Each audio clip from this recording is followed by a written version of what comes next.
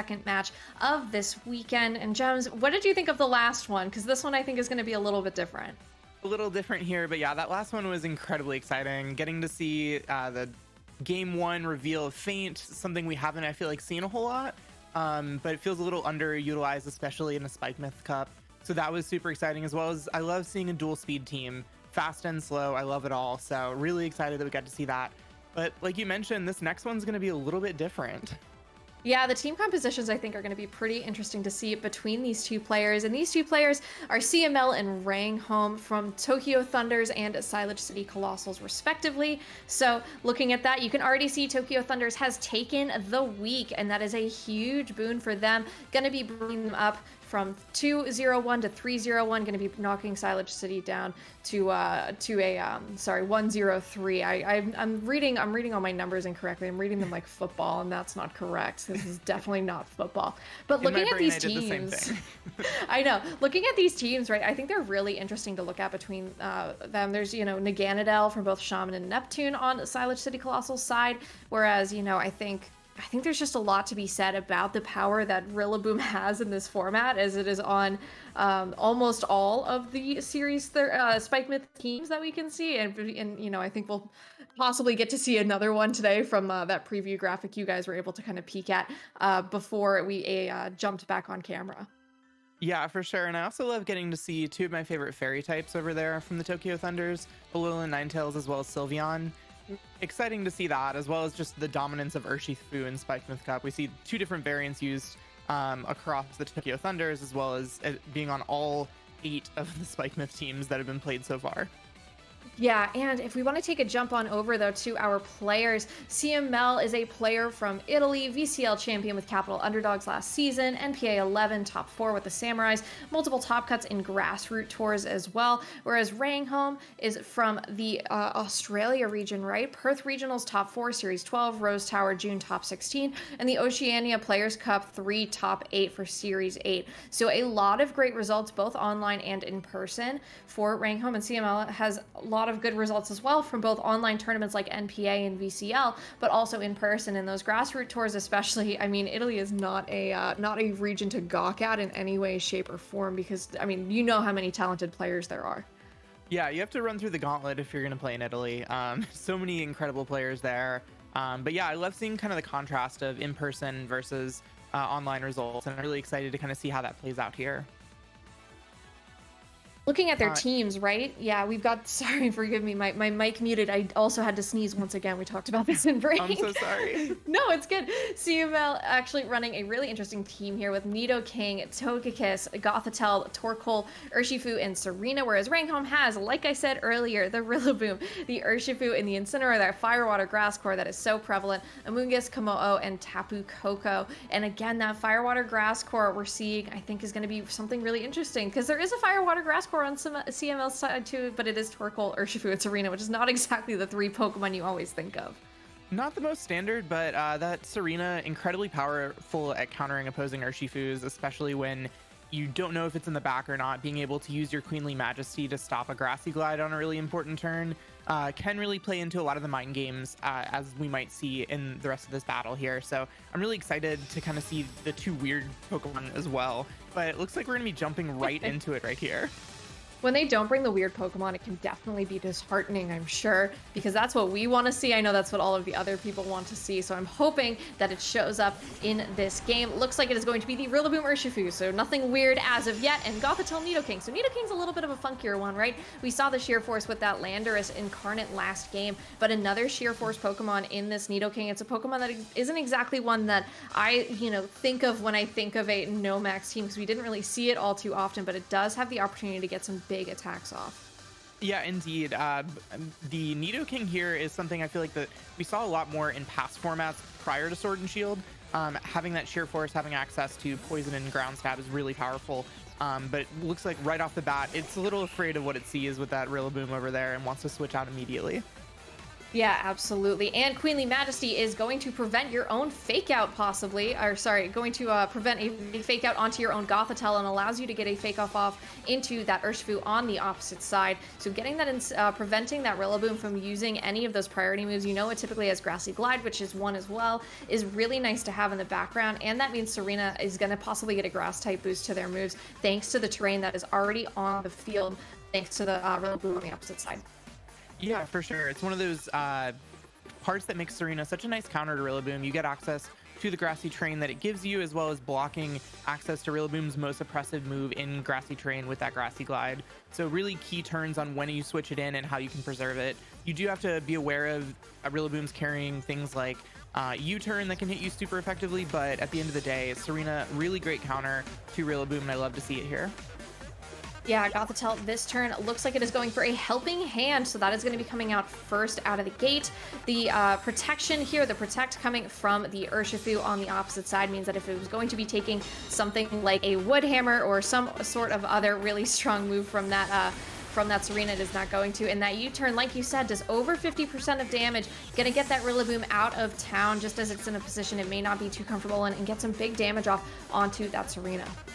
Yeah, I really like the switching out here, preserving that Rillaboom for later, potentially being able to put a lot of damage down onto the opposing Nidoking. While Nidoking does hit it super effectively, it's not going to want to take a stab in grassy terrain, Grassy Glide. Yeah, and I said Leaf Storm, I meant Power Whip. Sorry, Italian is not my first language here, but Tapu Koko coming in does change up the terrain, does mean that you're not going to be getting that boost to your Power Whips on those next few turns, but you are still moving pretty quick, so you have the opportunity now to go for another one into that Urshifu. Depending on what item it's holding, it does give you another opportunity as well, but then you're still facing down someone like a Tapu Koko who can still go for Electro Webs. It can still try and just get some extra damage off. These Helping Hands aren't going to do you any good if your own partner Pokemon is knocked out at the end of the turn, before it can even attack. And then you have to send in something that may not love it, but the Nidoking would be a great switch in opportunity so long as you're not taking something like an Aqua Jet. Looks like though Volt Switch from the Tapu Koko into the Gothitelle just to start getting some damage off, get that boost as well thanks to that electric terrain that you had set up for yourself, and possibly send in something else that could also maybe handle this Serena. But from the Pokemon we've seen so far, none of them are really known for their particular capability of getting super effective damage off besides the U-turn on that Rillaboom. Yeah, for sure. The U-turn on the Rillaboom, potentially an Incineroar in the back that will have fire type super effective damage onto it, but we'll see the grassy terrain is actually reset up here, and the close combat coming out from this opposing Urshifu is enough to take out that Serena. Now you have a Rillaboom in a really nice position for the rest of this game, with the main check more or less gone, and now you're kind of forced to potentially bring out your Nidoking. But the Gothitelle will go ahead and get a Trick Room up, which is really, really nice to reverse those speed orders, try and take advantage of the speed differential from these Pokemon here. Yeah, Trick Room's a fun one, right? Because at this point, you can still take that Grassy Glide or the Aqua Jet early, now that you don't have any way to stop them, because those are, you know, priority. They're not speed-based. So you could still be taking those moves early on, but Togekiss has the opportunity maybe to get some big damage off, to get some flinches. It's super effective into both of the Pokemon on the opposite side of the field if need be. So it can still do quite a lot and just be really threatening to deal with. The thing I think for Ciemmelle is that he has very little information on the Pokemon on the opposite side. Ranghome has just kind of been able to switch things in and out and kind of preserve a lot of information. Everything that we've seen has been really standard. We have no hints on items. We have very little to go off of, and I think that's really kind of showing what Ranghome's ability to kind of predict his own board state as a player himself is really kind of showing off here. You know, a fake out this turn from the Rillaboom into the Togekiss is going to stop any extra crazy damage here, but a Psyshock from the Gothitelle into the Urshifu brings it down to a Focus Sash, so we are kind of revealing at least one item at a time here and getting some big damage off. That means that Togekiss cannot get an attack off this turn. Looks like a Surging Strikes as well to retaliate with the Urshifu here, and it's going to get those 3 critical hits off onto the Gothitelle, revealing as well that Citrus Berry most likely, just to try and get some of that HP back. It's going to be able to hang on thanks to that berry as well. Yeah, really key live there with that citrus berry being able to not go down, not faint to the surging strikes. Kind of perfect ranges for everything there. And now you're if you're CML, you're still in a decent position. No more access to fake out. While there are priority moves on the other side of the field, Aqua Jet and Grassy Glide into a Togekiss, not going to be doing too much particularly. Gothitelle could go down to a Grassy Glide here, but this Togekiss is now able to put on a lot of pressure onto both of these two Pokemon, and looks like correctly identifying that this Gothitelle might be in trouble. Let's get a little helping hand off. Yeah, and Helping Hand's going to go before those other priority moves, so it at least gives you one last hurrah. Air Slash, though, into the Rillaboom. Thanks to that Helping Hand is plenty enough to get that knockout, especially with a critical hit, showing most likely that Super Luck Togekiss that's holding that Scope Lens item. Just because having that 50% chance to get a critical hit on every single turn is pretty nice at this point, and you're doing a really good job, I think, of even though Trick Room may not be the best environment for you, you're still doing a good job of kind of just sitting in there and being comfortable. And, you know, at this point, it's going to, I think, be tough. Incineroar coming in has the opportunity for another fake out, which we saw in that turn 2 turns ago, how important that was, and maybe being able to stop something like this Gothitelle from going up and getting any extra Psyshock damage is going to be helpful as well. Yeah, indeed. This really kind of comes down to which Pokemon do you want to preserve more? Who are you more afraid of here between the Gothitelle and that Togekiss? I think it's really interesting if the Togekiss has access to redirection. Again, my Italian also not the best, so I can't tell that just based off of this. But if it does, then the Nidoking might have a really nice endgame even outside of Trick Room coming up, being able to redirect away any super effective attacks and then lay some big sheer force damage down after the fact. A double protect failure on the Urshifu, but a Flare Blitz into the Gothitelle is going to get that knockout there. Take a little bit of chip damage, which you might just heal right back up thanks to that grassy terrain. But Togekiss able to go for a Dazzling Gleam here. Double targeting into these Pokemon does enough to get the knockout on the Urshifu, and that is another big threat to that Nidoking in the back that is now gone. Incineroar can handle that pretty comfortably, but it's not going to love taking something maybe like an Earth Power from the Nidoking in the back. Yeah, Nidoking's gonna hit particularly hard. Good special attack, has access to Sheer Force plus Life Orb, so you get that extra damage boosting, and you really wall out that Tapu Koko there as well, as we saw earlier in the game. You know, resisting the fairy attacks as well as being completely immune to the electric attacks from this Tapu Koko. Maybe a Nature's Madness is probably the best chance for damage onto this Nidoking from there, but at this point, CML looking like a pretty strong position with this Nidoking.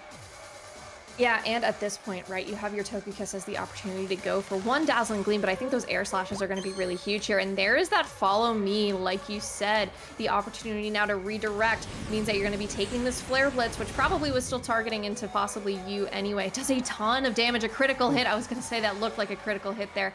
You get a good amount of damage up on yourself, though, and this Earth Power into the Tapu Koko is a ton of damage. It's enough to get the knockout. So at this point, right, the Togekiss has enough to go for one more Follow Me, and that I think is going to be enough to get the knockout onto that Incineroar. Trick Room ending, I think, at just the right time. Indeed, yeah. This Nidoking really preserved in the back really well by CML. Identifying Rillaboom's really the only thing that threatens this a ton, but being able to negate that Rillaboom earlier on in the match with the Serena, as well as putting on a lot of pressure, I think that that was incredibly done to put that Nidoking in a position for that endgame right there.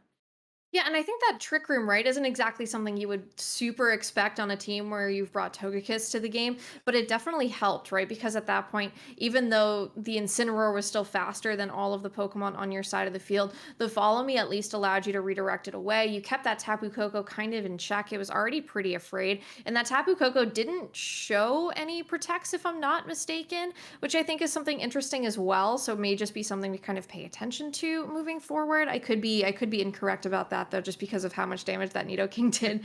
But it may be, Yeah. you know, choice locked into something. There's an opportunity, I think, there.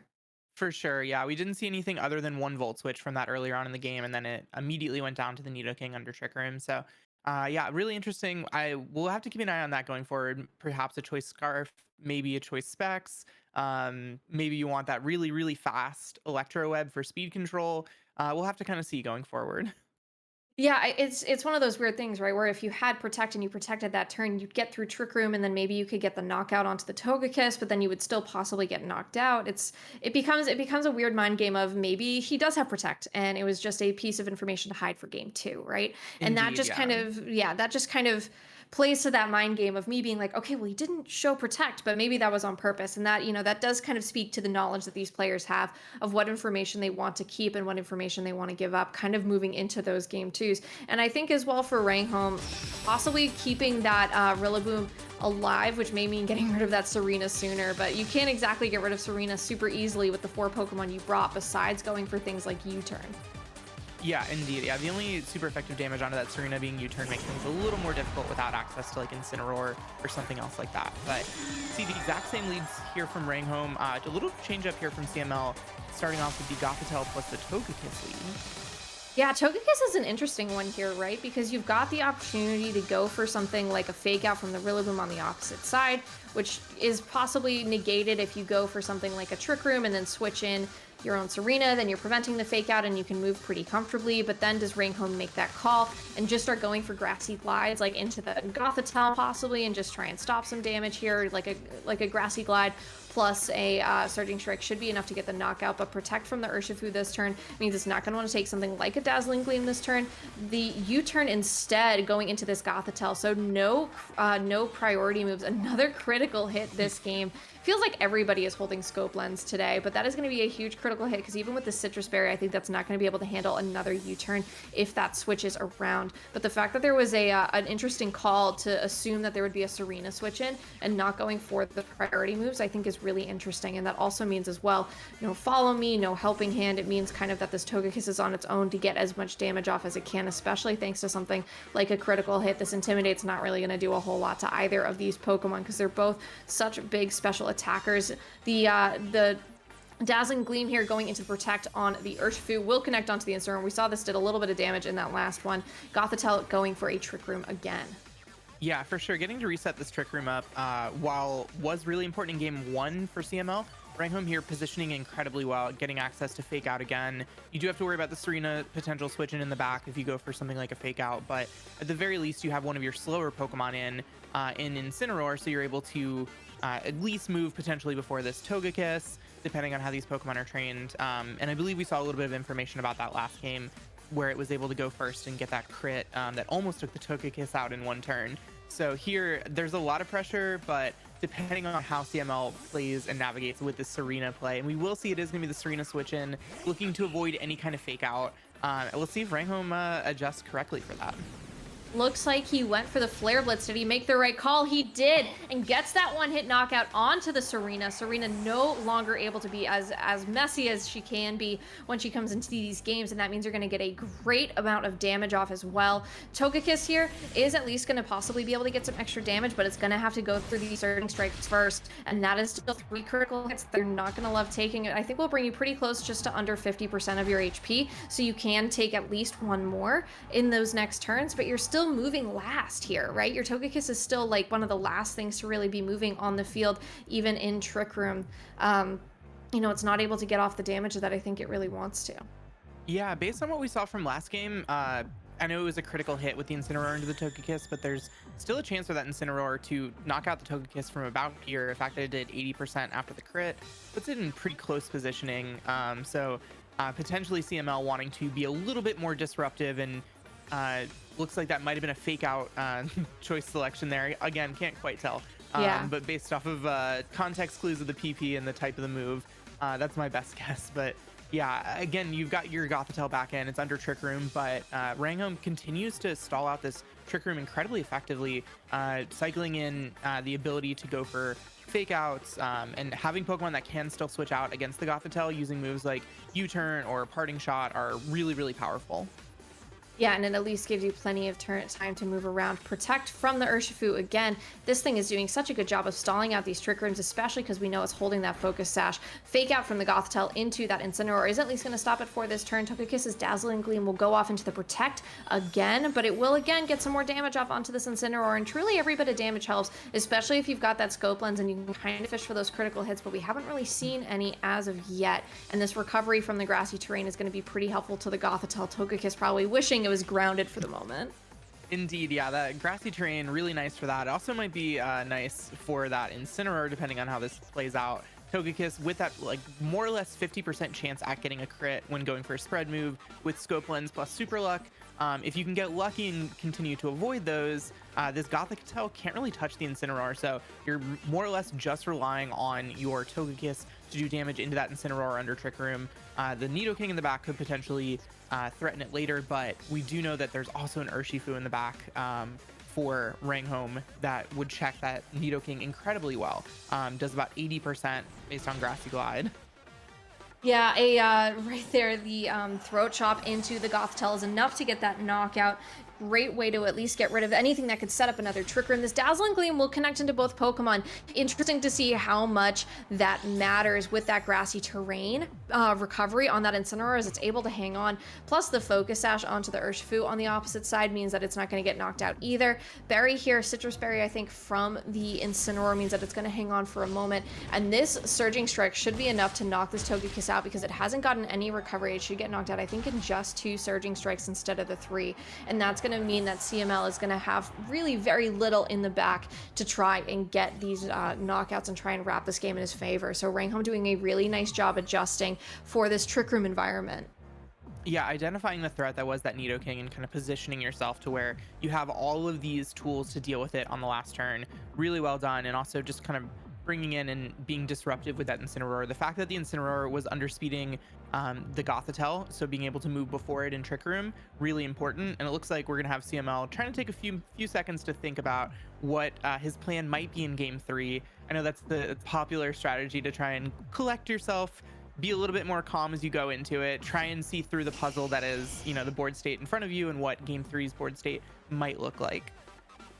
Yeah, and Nidoking, I think, right, you've got, I think, 1 turn left of Trick Room, if I'm not mistaken, so you at least can get 1 knockout here on whatever you deem is going to possibly be the bigger threat, but you still have all 4 Pokemon on Ranghome's side, so you could probably just go for a double switch if you needed to. Protect on the Urshifu, though, is at least going to stall out 1 more turn, and mean that this Incineroar is probably going to be able to get some good damage off with the Flare Blitz. If it takes anything in return, it's probably not too upset about it, because, again, you've got so many Pokemon left in the back that you're doing enough damage, even with 1 knockout, that you've really only got a little bit left to handle. Go for an Aqua Jet. You can go possibly for a Grassy Glide, unless this terrain gets kind of wrapped up here. I think the terrain is, if it ends this turn, it's going to be really great timing on Ranghome's part, because then you send in your Rillaboom right at the exact right time. Trick Room ends, and the terrain ends as well. So again, really great timing, really great mental counting from Ranghome on his part. Yeah, great positioning, identifying that board state there, and identifying what your endgame win condition is. If you have Urshifu and and your Rillaboom in this position in the same game, it's really, really difficult to lose. I guess there could be an internet disconnection, but I think that's about it right here. It looks like we're going to see Ciemmelle go ahead and go for a forfeit and just go right into Game 3, take that time. Wants to maybe preserve some information around speed. Not that it would really matter, because that Rillaboom is probably going to pick it up with the Grassy Glide before it has an opportunity to move again. Yeah, and I think at that point, right, Nidoking is a great Pokemon. If you do not get it set in a position, like put on a board state where it can shine, then it's going to struggle, especially against those big offensive threats. And Ranghome doing a very nice job of preserving their Pokemon through Trick Room, and also just kind of preserving the HP and just kind of switching around and being very mindful of the board state for himself, because he can at least say, all right, I've got 2 more turns till Trick Room ends, but if I let the Incineroar get knocked out on that last turn of Trick Room, then I can bring in my Rillaboom for free, and then the grassy terrain will be completely reset. And that's really mindful, and it's really important to play and kind of play to those outs. Even if, you have the game pretty locked up, it at least gives you that opportunity to think about what you're going to do possibly in Game 3, because then you've kind of set yourself up in a good position. You have to maybe assume that if Togekiss comes in this next game, it's not going to be in the lead. I would kind of like to see if Ciemmelle goes back to that Game 1 lead and kind of leaves a Togekiss in the back, because Togekiss is not the slowest Pokemon on your team.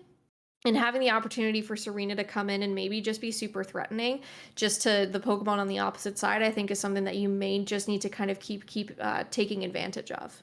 Yeah, for sure. And I think that Gothitelle is really dictating so much of the way this game is played right now. The inability to switch out Shadow Tag's just a very oppressive ability, and it's really kind of forced Ranghome into the Pokemon that he's brought so far, being able to pivot out from it using U-turn. We haven't seen a parting shot yet from that Incineroar, importantly, but it has the potential to switch out if it has access to that move. We don't know its item. It could be something like Assault Vest. Not as common in Spike Myth as it was back in Series 12, but who knows? Or no, actually, we have seen its item. I take that back. It was Citrus Berry. It's a little harder to remember when it's in a different language, but yeah. There's a lot. Yeah, exactly. So yeah, it is really interesting. Presumably it has that so you can get out from the Gothitelle, but really interested to see how CML might change this up going into game number 3, adjusting to seeing how well Ranghome played under Trick Room in that last game. Yeah, I almost wonder if there's another option on CML's team that isn't that Nidoking that could kind of handle those Pokemon, because it feels like Nidoking's great against some of them, but it instantly loses to others, and it takes a lot of effort to get things like that Urshifu and Rillaboom off of the field before you can get that big damage. Gothitelle Togekiss, though, back to that same lead from game 2, really thinking that CML has some sort of plan here, and whether that be going for something like an Air Slash on this turn and a Fake Out with your Gothitelle just to try and get extra damage, get maybe stop the Rillaboom from going on this turn, but the Rillaboom's got a faster Fake Out anyway. Yeah, the mind games of this one right here. Rillaboom has a faster Fake Out. Is there a Serena switch in this turn? Does this play out the exact same way as turn 1 from last game? Does Urshifu protect again? Or does it think, oh, I protected last time, I'm probably safer to go for an attack, it's going to go for Air Slash into Rillaboom, surely. But we will just see there is a Fake Out this time into this Urshifu. Going to go ahead and break that Sash right off the bat, and we will see the U-turn yet again, but this time this Urshifu's incredibly threatened with the Dazzling Gleam coming out after the switch. Yeah, I'm actually really interested about this, right? Because now you got this U-turn off, but you've activated the Citrus Berry early, which is great for this Gothitelle. You're not, it's able to probably take it. It's going to take 2 more U-turns at bare minimum, unless you send in something like your Incineroar, who could go for something like a Throat Chop possibly. But Amoonguss is the change here for Ranghome, and I love seeing Amoonguss in this game. It's going to handle this Togekiss really well. Enough of that knockout, thanks to that Fake Out. You're going to get a full knockout onto the Urshifu on the opposite side with that Dazzling Gleam. Got a critical hit as well. Don't think that really matters all too much, just with that thankful one-hit knockout anyway. But Amoonguss is a great Pokemon to have in a Trick Room that hasn't been fully set up yet, and a Pollen Puff is going to do a really nice chunk of damage onto Gothitelle. Yeah, it is, but again, the Trick Room isn't up yet because of the Fake Out from the Gothitelle last turn. Now you're in a slightly better position. You actually have the faster Pokemon on your side of the field. Perhaps just switching in your Serena, blocking the Fake Out, and getting a big Air Slash off into that Amoonguss so that you can preserve for a potential later Trick Room, being in a slightly better position. Or even Psyshock right there, as we're seeing. This Incineroar can go for Fake Out, but it can only Fake Out one of these two. And Amoonguss doesn't really want to take either of those 2 attacks. Yeah, Amoonguss going for Protect here, going to be revealing that it is carrying that move instead of maybe a couple of other moves that it loves to have. However, Air Slash not going to connect. No Fake Out either. This Psyshock not connecting, so probably a Throat Chop here from this Incineroar. Going to be able to get a bunch of damage onto the Gothitelle. It is not enough for a knockout, though. It gets it down to 4 HP, and that is showing how important its Citrus Berry proccing that Citrus Berry was, thanks to the Rillaboom bringing that HP down to under half. Yeah, indeed. Now CML has a great pin right here. The only Pokemon that can switch into that slot is the Rillaboom, which doesn't want to take an Air Slash or a Psyshock particularly. So you either have to sacrifice your Amoonguss or potentially switch in your Rillaboom to more than likely a KO. And you might get you'll likely be able to pick off the Gothitelle, but at this point, at what cost? You have the slower Pokemon in the field, and your opponent can CML can just bring in, whatever his 3rd or 4th Pokemon are, to set up the sweep. So really, really great adjustment, I think, from CML, seeing how that game 1 turned out. Going for the Trick Room right away, as well as I like the adjustment from Ranghome bringing the Amoonguss to try and disrupt the Trick Room, but I honestly think last game the plan was actually better into Trick Room than this is right now. Yeah, Air Slash into the Amoonguss. No critical hit as of yet. Gothitelle Psyshock as well, just targeting right into that slot. Ranghome not being able to switch here and not revealing something like a Parting Shot, I think, is really interesting, because at this point, like you said, there could be a really strange pin here. There could be kind of a stranger move. Instead, Flare Blitz will be the option into the Togekiss. Does a ton of damage, but a critical hit as well. That is really insane. I wonder if it's holding Scope Lens. That would be absolutely nutty. But instead, a lot of or no, you're right, it's holding the Citrus Berry. Either way, it's just an incredibly super lucky Incineroar here, and that means that Ranghome is going to now be forced into bringing that Rillaboom back onto the field, possibly to try and kind of handle some of these Pokemon. But there's still plenty going on in the back for CML. Yeah, indeed. So At this point, CML still has all 4 Pokemon. These two are pretty low on health right here, so likely going to go down to more or less whatever happens. So, but really, Rillaboom can only take 1 KO here, and doesn't really want to take either of these two attacks, so it has to decide which of these two do I want to KO. Probably that Togekiss. Or you still have to play the mind game of, is it going to be Serena switch in? Do I go for something like a U-turn into that Togekiss slot, knowing that it's so threatened by something like a Grassy Glide? Goes for a knockoff instead here. Fastest thing on the field. Gonna knock off that item on that Togekiss. Gonna knock it out as well. And so then Gothitelle Psyshock is still gonna be able to connect here. Is still gonna do some good damage, but it's not exactly as much as you would have gotten with something like an Air Slash. Another Flare Blitz from this Incineroar into the Gothitelle. Just enough to get that last bit of HP here. But having this Rillaboom come back on at this point now, being forced on early, means that this terrain is not gonna last for much longer.